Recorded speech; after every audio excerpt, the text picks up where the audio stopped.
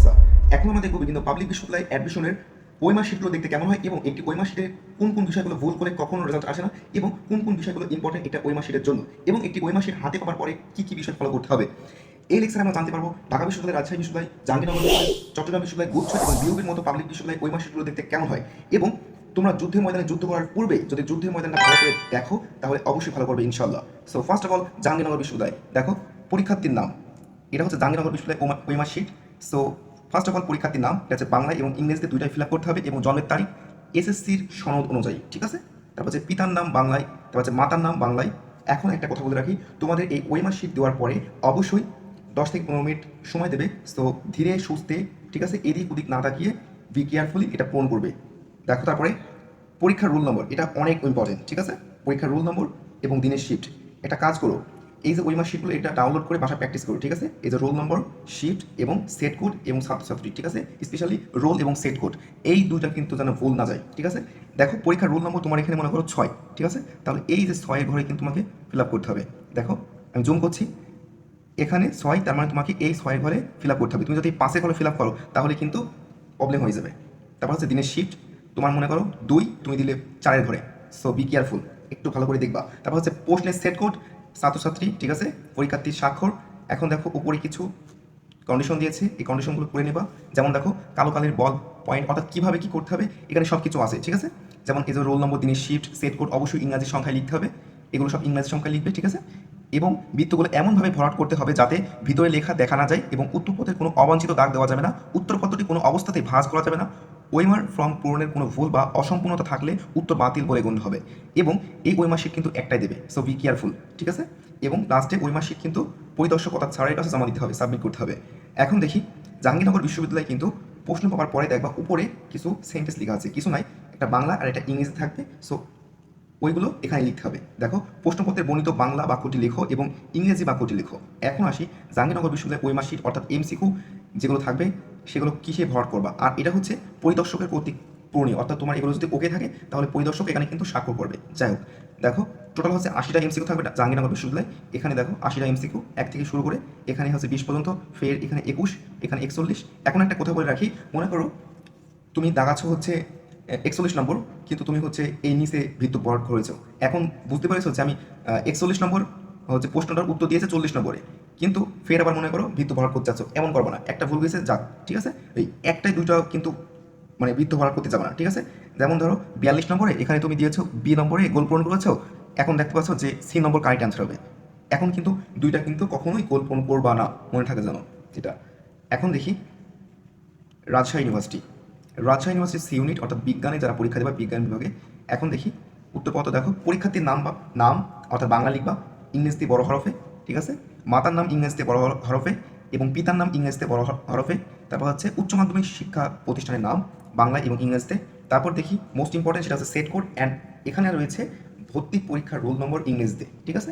Set code এবং roll number অবশ্যই be careful. এবার আসি পরীক্ষার্থী স্বাক্ষর দিবে। তারপরে দেখো এটা হচ্ছে স্যারের স্বাক্ষর থাকবে এখানে এবং এখানে কিছু টার্ম অ্যান্ড কন্ডিশন অর্থাৎ রুল অ্যান্ড রেগুলেশন রয়েছে, সেগুলো পড়তে পারো যে কেমন কি। তারপরে আসি যে ক শাখা অর্থাৎ এগুলো হচ্ছে মাস্ট, এগুলো অবশ্যই বৃত্ত ভরাট করতে হবে এবং খ শাখা হচ্ছে ঐচ্ছিক, ঠিক আছে, যারা বিজ্ঞানে তাদের। এখন দেখো এখানে 1 থেকে শুরু করে 15, তারপর এখানে 16, অর্থাৎ জাহাঙ্গীরনগর বিশ্ববিদ্যালয়ের মতোই কিন্তু, হ্যাঁ, 1 থেকে শুরু করে 15, ফের এখানে 16 থেকে শুরু হয়েছে, ফের 31। যখন এমসিকিউ দাগাবা তখন মানে কোনটা দাগাচ্ছ এটা খেয়াল রাখবা, যে 31 নম্বর দাগাচ্ছি তাহলে 31 নম্বর একটু কেয়ারফুল হবা, ঠিক আছে। তারপর দেখি এটা হচ্ছে রাজশাহী ইউনিভার্সিটি সি ইউনিট, এটা হচ্ছে অবিজ্ঞান, এর আগে ছিল হচ্ছে বিজ্ঞান আর এটা হচ্ছে অবিজ্ঞান, ঠিক আছে। সেম স্ক্রিনশট রাখতে পারো।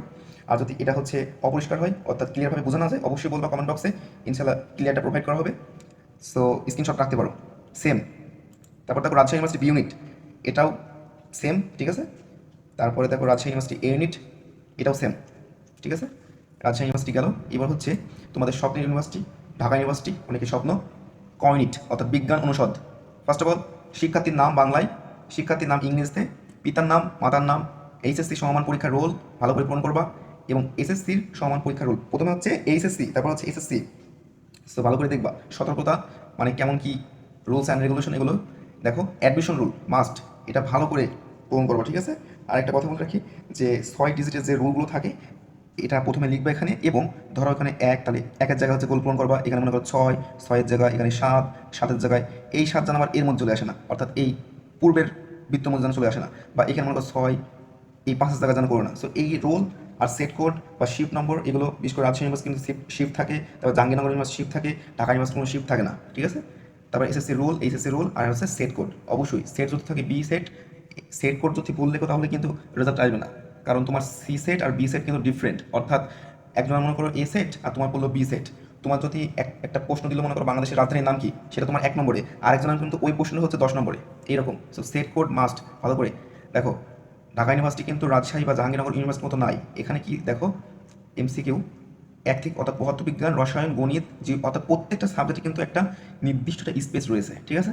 যেমন পদার্থবিজ্ঞানের 15টা, রসায়নে কিন্তু 15, গণিতে 15। সো এগুলো একটু বি কেয়ারফুল, যেন এই গণিতের জায়গায় রসায়ন, অনেক স্টুডেন্ট আছে কিন্তু কি করে রসায়নের জায়গায় কি করেছে গণিত দাগিয়েছে, বা গণিতের জায়গায় মানে প্রথমে 3টা বা 4টা দাগিয়ে দেখছে যে যা আমার ভুল তো হয়ে গেছে, তখন কিন্তু আর কিছু করার নেই, কারণ ওই মার্কশিট কিন্তু একটাই দেবে। So be careful. এখন দেখি ঢাকা বিশ্ববিদ্যালয় খ ইউনিট দেখো, এখানেও সেম, শিক্ষার্থীর নাম বাংলায়, শিক্ষার্থীর নাম ইংরেজিতে, তারপর হচ্ছে পিতার নাম, মাতার নাম, এইচএসসি এবং সমান পরীক্ষার রোল নম্বর, এগুলো ভালো করে পূরণ করবা। তারপর হচ্ছে admission roll, SSC roll, HSC roll, and finally set code, very important, ঠিক আছে। দেখো বি ইউনিটে মূলত হচ্ছে প্রশ্ন আসে বাংলা, ইংলিশ অ্যান্ড জিকে, আর রিটেন তো আসেই। আর দেখো বাংলায় 15, ইংরেজিতেও কিন্তু 15 এমসিকিউ আসে, সাধারণ জ্ঞান কিন্তু 30টা এমসিকিউ আসে। এখন একটা কথা বলে রাখি, যে অনেকে কিন্তু ভুল করে ফেলে, বাংলার জায়গায় কি করে ইংরেজি দাগে ফেলে, কি করে মনে করো এমসিকিউ প্রথমে ইংরেজি দেওয়া আছে, ঠিক আছে, মনে করো প্রথমে আছে ইংরাজি এমসিকিউ, কিন্তু সে ইংরাজি এমসিকিউ প্রথমে আসে বলে, এই বাংলা প্রথমে আসে বলে বাংলায় 1 থেকে শুরু করে দেয়। 5টা যাই মেরেছে তখন বুঝতে পারছে যে আমি বাংলা দাগাচ্ছি ইংরাজিটা, তখন কিন্তু আর কিছু করার নেই। সো একটু সতর্কতা পালন করবা, যখন মানে বাংলা বা ইংলিশ যখন মারবে তখন একটু দেখবা যে আমি কোন সেকশনে মারছি, বাংলায় মারছি না ইংরাজিতে মারছি, ঠিক আছে। সো একটু সতর্ক থাকতে হবে। তারপর কি ঢাকা ইউনিভার্সিটি সি ইউনিট, অর্থাৎ ব্যবসা শিক্ষা অনুষদ, ঠিক আছে, এখানেও সেম, স্ক্রিনশট রাখতে পারো। সব কথা এক কথা, অ্যাডমিশন রুল এবং সেট কোড এগুলো ভালো করে, আর বাংলা জায়গায় ইংরেজি বা ইংরেজি জায়গায় হিসাব বিজ্ঞান বা হিসাব বিজ্ঞান জায়গায় ফিনান্স মার্কেটিং, এইরকম যেন না হয়। তারপর দেখি চট্টগ্রাম বিশ্ববিদ্যালয়, ঠিক আছে, এখানে দেখো অ্যাডমিশন টেস্ট রোল নম্বর এবং নাম, স্বাক্ষর, এখানে অনেক টার্মস অ্যান্ড কন্ডিশন যে আছে এগুলো পড়ে নিবা। তারপরে দেখো এখানে হচ্ছে টোটাল, অর্থাৎ এখানেও কিন্তু ঢাকা ইউনিভার্সিটির মতন কিন্তু পৃথক পৃথক বাংলা, ইংরেজি, ফিজিক্স, কেমিস্ট্রি বা মানবিক যারা রয়েছে বাংলা, ইংলিশ, সাধারণ জ্ঞান, এইরকম কিন্তু পৃথক পৃথক সব থাকবে। সো এই সবের মধ্যে পূরণ করবা, একটু কেয়ারফুল হবা, ইনশাল্লাহ ভালো হবে। তারপরে দেখো বিউপি, বিউপি হচ্ছে মূলত ইংলিশের উপরে ওরা বেস করে প্রশ্ন করে। সো নাম, ফাদার্স নেম, তারপর হচ্ছে এখানে হচ্ছে তোমার এখানে হচ্ছে তোমার স্বাক্ষর নাই কিন্তু, স্টুডেন্ট স্বাক্ষর হচ্ছে এখানে, স্টুডেন্ট আর টিচারের স্বাক্ষর কিন্তু আবার গুলিয়ে ফেলো না, ঠিক আছে, স্টুডেন্ট স্বাক্ষর এখানে। যাই হোক, রুল নম্বর কিন্তু মাস্ট, এটা ভালো করে পূরণ করবা, দেখা যাচ্ছে রুল নম্বর কিন্তু মানে অনেক ডিজিট। সো এটা অবশ্যই মাস্ট, ভালো করে দেখবা। এখন দেখি English, physics, chemistry, math, biology, যাই হোক এখানে কিন্তু সব আকার রয়েছে। সো ভালো করে, সো সব কথা এক কথা, রুল নম্বর, তারপর হচ্ছে তোমার সেট কোড, শিফট, শিফট রয়েছে হচ্ছে তোমার Rajshahi and Jahangirnagar university. So এই সকল শিফট বা রোল নম্বর, তারপর হচ্ছে সেট কোড, এগুলো এই 3-4টা কিন্তু অনেক গুরুত্বপূর্ণ, এগুলো কিন্তু ভুল করলে কিন্তু পরীক্ষায় মানে তোমার রেজাল্টে আসবে না। আর একটা কথা বলে রাখি, প্রশ্নপত্র পাওয়ার পরেই মনে করো বাংলা দাগবা, অবশ্যই বাংলা দেখে নিবা যে আগে কোনটা দাগছি, ঠিক আছে, বাংলা দাগবা তো বাংলায় মানে একটু সতর্ক হয়ে দাগবা যে বাংলা 1 নম্বর দাগছি, তাহলে ঠিক আছে 1 নম্বর। আর যেহেতু এটা মনে করো স্পেস একটু কম থাকে, সো 2 নম্বর যখন রাখবা 2 নম্বর জায়গায় ভালো করে দেখে বি নম্বর মারবা, বা 3 নম্বর জায়গায় মারবা একটু দেখে দেখে মারবা, মানে ভুল হয়ে যায় কি করে পোলাপান, যে মনে করো 4 নম্বর মারছে, ঠিক আছে বি নম্বর, তারপর 5 নম্বর মারতে গিয়ে 4 নম্বরে এই সিট জায়গায় বসিয়ে দেয়। মানে একটু যেহেতু মানে একটু সীমিত স্পেস, অর্থাৎ কোনো ফাঁকা নেই সেরকম, সো এরকম ভুল হয়ে যায়, মানে চোখে ঘোলা হয়ে যায়। সো একটু কেয়ারফুল হলে এইসব হবে না। আর আগে থেকে প্র্যাকটিস করতে হবে, practice makes man perfect, practice করতে হবে। এই সকলগুলো কিন্তু ডাউনলোড করবা আগে থেকে এবং বাসায় প্র্যাকটিস করবা। বাসায় যত বেশি প্র্যাকটিস করবা, বা কোনো কোচিং বা প্রাইভেটে যাই হোক তোমাদের পরীক্ষা নেবে, সেখানে মারাত্মক লেভেলের মানে হচ্ছে প্র্যাকটিস করবা, তাহলে রাইট। সব কথা এক কথা, সেটা হচ্ছে রুল নম্বর, সেট কোড এবং কোন শিফটে এগুলো, এবং তুমি যখন বাংলা, ইংলিশ, বায়োলজি, ম্যাথ এগুলো ডাকবা, অবশ্যই মানে দেখে রাখবা যে আমি কোনটা মারছি, এখন কোন সেকশনে আছি, আমি বাংলায় আছি না ইংরেজিতে আছি। যদি ইংরেজি থাকো তাহলে ইংরেজিতে, ঠিক আছে, ওই সবে পূরণ করবা। আরেকটা, যখন মনে করো তুমি যেমন এখানে জাহাঙ্গীরনগর বিশ্ববিদ্যালয়ে তোমার 80টা টিক ছিল, ঠিক আছে, যখন মনে করো এরকম মারতে মারতে আসছো দাগাতি দাগাতি, যে 43, 44, 45 এগুলো একটু ফলো করে রাখবা, যে আমি 45 নম্বর মারছি তো, 46 নম্বর মারছি তো, আমি 47তম না 47টা ফেস 46 মেরে দিয়েছি, এরকম কিন্তু হয়ে যায়।